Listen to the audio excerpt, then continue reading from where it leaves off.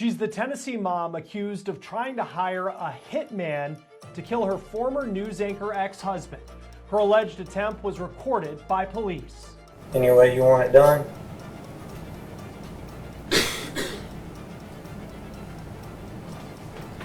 What do you want me to do to her? I want you to do whatever you would do if you were looking at someone who was raped and sodomized a little girl before she could remember. That same mom has just been indicted again on a separate crime, this time for allegedly stealing from a faith-based nonprofit. And then literally 6 days later, my ex-wife gets arrested for trying to hire a hitman to kill me. And also, for the first time, we are hearing what Aaron Solomon is saying about his ex-wife on a podcast that talks about grief, responding to accusations that she has made against him, and the reality that police say she wanted to hire someone to kill him. We're on The Case, presented by Law&Crime. I'm Chris Stewart.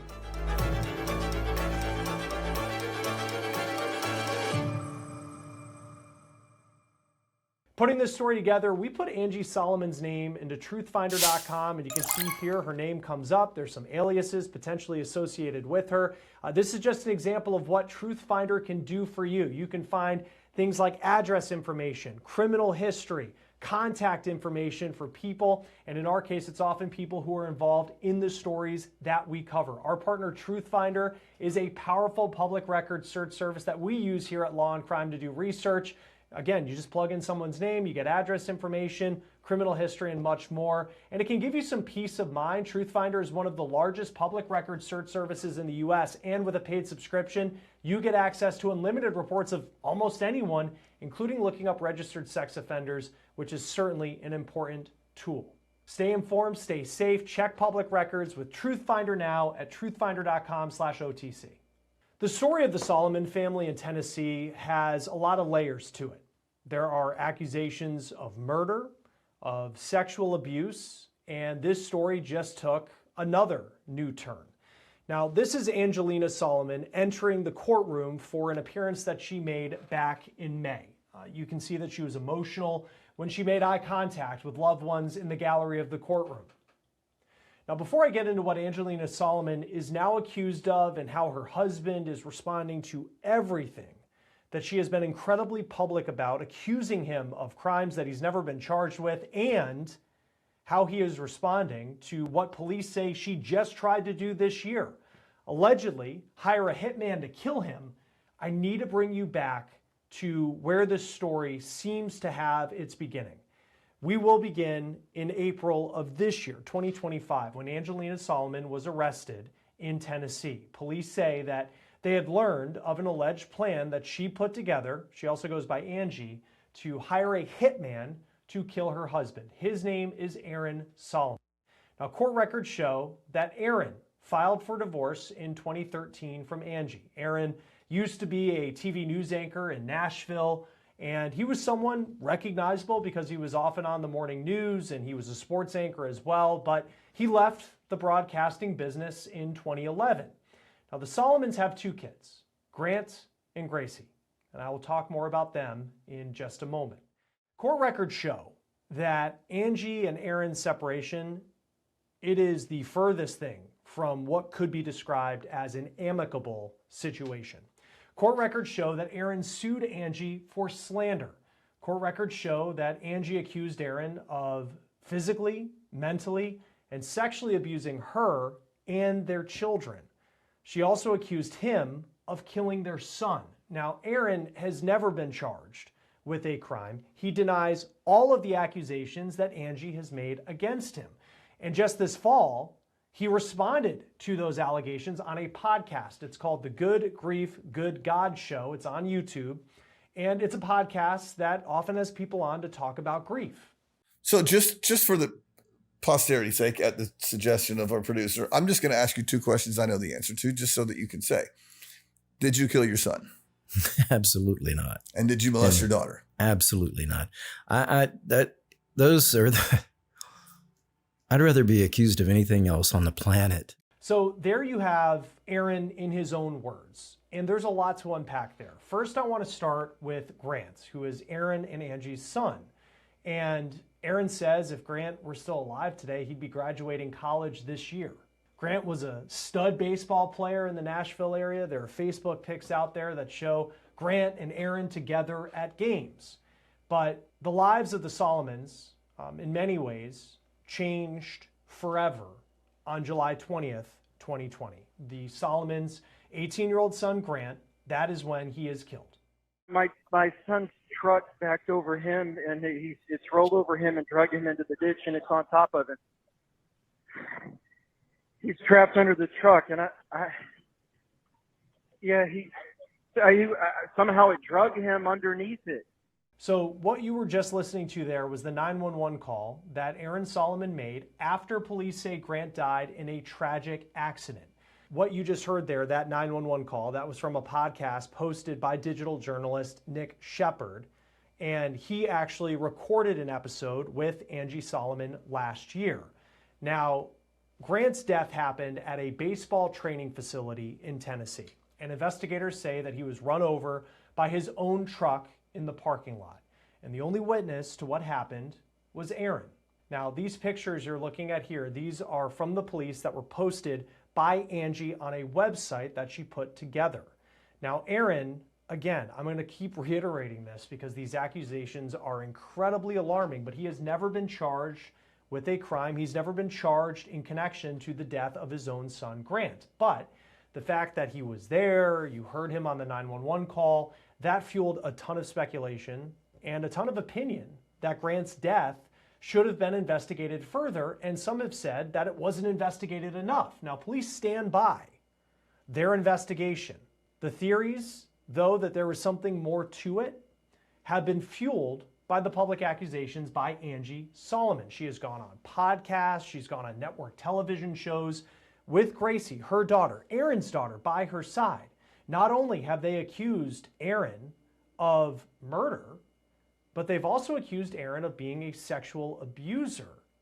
And they have said their accusations, and accusations that Aaron has never been charged with, but they allege that not only did he have something to do with Grant's death, but they also say that Aaron sexually abused Gracie. Again, he's denying that as well. Now, when it comes to those allegations that Aaron molested the Solomon's daughter, Gracie, it's not only Angie who's made those allegations, but Gracie herself. Gracie's gone public with those accusations. She's seen in a video that was posted on May 12th, 2021. It is an 18-minute, 16-second video posted on a YouTube account that is titled Freedom for Gracie. Here's part of it. I hate my dad. I'm absolutely terrified of him for everything he's done to me, my brother, and my mom. I don't want to call him my dad anymore. He's never listened to me. He has hurt me sexually, physically, and mentally. He has caused so much pain for my family. He has tried to manipulate me and has manipulated others, and it has worked. Ever since I was born, my dad has done awful things to me. First, he never let my mom bathe me. It was always him. So by not letting my mom come in at all, it meant that he could do anything to me. I would always tell my mom I felt like I was more like a wife to him instead of his daughter. Now, not only do you have that YouTube video, but also Angie and Gracie, they have repeated those statements on national TV. They went on Banfield, on News Nation. This is what they told Ashley Banfield. And Gracie, I'm going to ask you, and this is hard because I know you're a child, but I know that your mom is with you and is allowing you to do this interview. Back when you were 14, a couple years ago, you made a riveting video, which was really bold and very, very courageous for a child. You made some serious accusations against your father. You said he was guilty of sexual molestation, emotional abuse. You called him a monster, a liar, a rapist, and a killer. Can you tell me a little bit about why you think your father may be responsible for your brother's death? Yes. First off, I want to say thank you so much for having us. It really means a lot that someone's reaching out to us and we are able to speak about our truth and our story. I would like to say, from my personal experiences with my father and witnessing how he treated my brother, it is very reasonable for him to be responsible for the death of my brother. Now, Aaron said on the podcast that he has not spoken to his daughter in 5 years. And again, he's never been charged with a crime. Aaron's lawsuit against Angie for slander was dismissed, but the judge wrote, quote, "The divorce court found Ms. Solomon's allegations of abuse lacked," end quote. Now that now takes us to April 11th of this year. And again, we've kind of built up from a divorce back around 2013 to Grant's death in 2020. You have the video that was posted by that account featuring Gracie in 2021 accusing Aaron of molestation. And again, he denies all of it. But April 11th of this year, police say that Angie Solomon made arrangements to meet someone who she believed was a hitman in the parking lot of a mall in suburban Nashville. Somehow police got a tip that Angie was allegedly looking for someone to kill Aaron. There was this confidential informant who passed along that information to police, and then police set up this meeting. So it was all recorded by wire, and this eventually is played in open court, and I'm going to play some of it for you right now. Police say in the car, there's this confidential informant, then there's this supposed hitman who is actually a member of the Tennessee Bureau of Investigation, and then you have Angie Solomon. The three of them sitting in the car in this parking lot. Not a contract killer who Angie met with, but someone who she thought she was meeting with. And again, the entire conversation is recorded.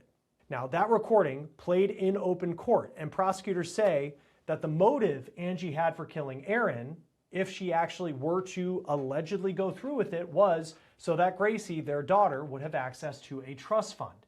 In the recording, the undercover officer posing as a hitman, and Angie says the reason that she wants Aaron allegedly killed is because she believes that Aaron raped their daughter and killed their son. And she also says that there is a large network of people covering for Aaron. You keep saying they. Who is it? It's a good old boy network here. So that's part of who he operates with. That good old boy network is involved in sex trafficking, pedophilia. They've trafficked Gracie. They trafficked. He's involved. So they have a much larger industry than just being attorneys. The governor, the state attorney general, Scoletti, pastors of large congregations from churches. Children are being taken, they're being drugged with ketamine, they're being raped and molested, and they don't know, they can hear, but then they can't move. Well, what do you need from me? Well, I understand you do certain work. What I've seen the last, I have my own people working for justice. Problem is, what I've seen is that what he's proven in the last 6 months, because I filed child support and then instead I dropped it. Before I could drop it, they came after us again.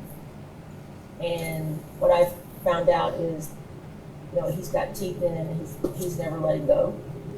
He either has to be in, just like a counselor once said, he belongs in prison or he belongs under the ground. Because what was that last part of what we heard?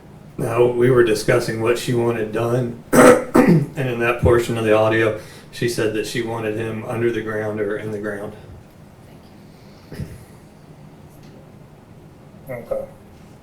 So of those two choices, in prison or under the ground, you want which one? Yeah. Okay.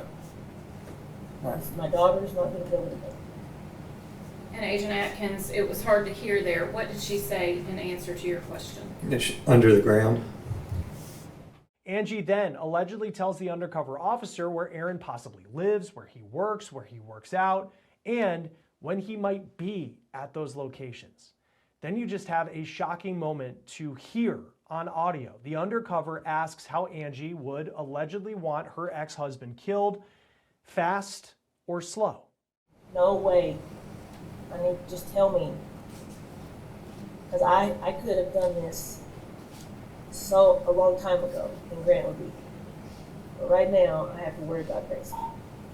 Just tell me. I didn't do it because I didn't want to end up in jail because they have to have me. So it just can't be traced back, right? All right, that's why we're going through this out. After you get out of here, you'll never see me again. Are you mean? Am I mean? Well, I can be mean. I want you You want me to be mean? Okay. He thinks he's about 5'8", with shoes on, with heels. And he thinks he is God. Okay. So slow is better than quick.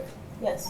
All right. He likes to oppress, and he likes to wield power over women by drugging them and having his way. And now the dynamic in the courtroom, by the way, during this hearing when these recordings were played, it is fascinating to think about, because you have Angie who is sitting there, and the man who is testifying is who she thought she was allegedly going to hire to kill her ex-husband.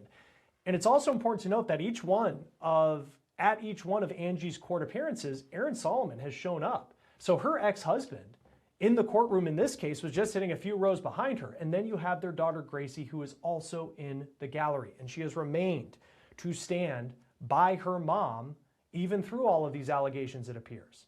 The next key part of the recording is how Angie is going to pay for the alleged contract killing. Well, something like this, about $5,000. that's all. Yeah. I'm sorry I'm laughing, but he's worth it. He's not worth it. Yeah. I'm Well, sorry, but let me just tell you something. it's a risk I'm taking. I pray for hate. Angie allegedly then eventually promises that she will pay the undercover double the amount of the upfront payment after the job is done. She handed over her vehicle registration as an upfront payment. She also told the undercover that she was doing vigilante justice. Now, shortly after Solomon met with the undercover in the mall parking lot, she was arrested and she was charged with first-degree murder for hire, and she has pleaded not guilty to that charge. Now, a person who testified on behalf of Angie Solomon at that hearing was a woman named Melanie Hicks. We've also seen her name listed in court documents as one of the defendants who Aaron Solomon sued in that now dismissed slander lawsuit. Here is some of what she said in court. Her roots are here in Franklin. She has her friends and support system are here. Her daughter attends school here and is very supportive of her daughter. Her daughter is very rooted here as well. Now, I'll have much more on Hicks here in just a moment. On that day, the judge lowered Solomon's bond from $500,000 to $250,000, and Solomon, a couple weeks later in mid-May, posted that bond and she was placed on house arrest. She has not been in jail since. Now, the case of Angie Solomon has been somewhat quiet for months. There's been a few court appearances, but a major development just came down this month. A grand jury has indicted Angie Solomon in a separate case on charges that she allegedly defrauded a faith-based nonprofit in Tennessee. That nonprofit is called GraceWorks. Again, this is faith-based, it's in Tennessee, and its goal is to help people who are in poverty with food and with shelter, helping people who are struggling. Now, Solomon is accused of roughly stealing from GraceWorks in an amount that's considered less than $1,000. This is according to a grand jury indictment that we have here at Law&Crime. And that indictment goes on to say that Solomon stole from GraceWorks between March 7th and March 11th of this year. So that is almost exactly a month before she is accused of trying to hire a hitman to kill her ex-husband in that mall parking lot in suburban Nashville. Solomon, though, is not the only one accused in this alleged plot involving this nonprofit, because the other name on the indictment, the other person facing the exact same charges, is a woman named Melanie Hicks. We believe that is the same friend who spoke for Angie in court during her bond hearing. Now, the only specifics that we have related to this situation with the nonprofit GraceWorks is the line that says, quote, "The pair did make or alter a document in whole or in part so that it appeared to have value because of age, antiquity, rarity, source, or age, or authorship that it does not have." In her court appearances related to the accusations for the murder for hire plot, it does appear that Gracie is continuing to stick by her mom's side. She has appeared alongside her in court during these hearings. The next court appearance for Angie Solomon is slated for January 13th of 2026. We'll continue to follow this case, but that will do it for this episode of On the Case, presented by Law&Crime. Subscribe to us on YouTube and Spotify. I'm Chris Stewart. We'll see you next time.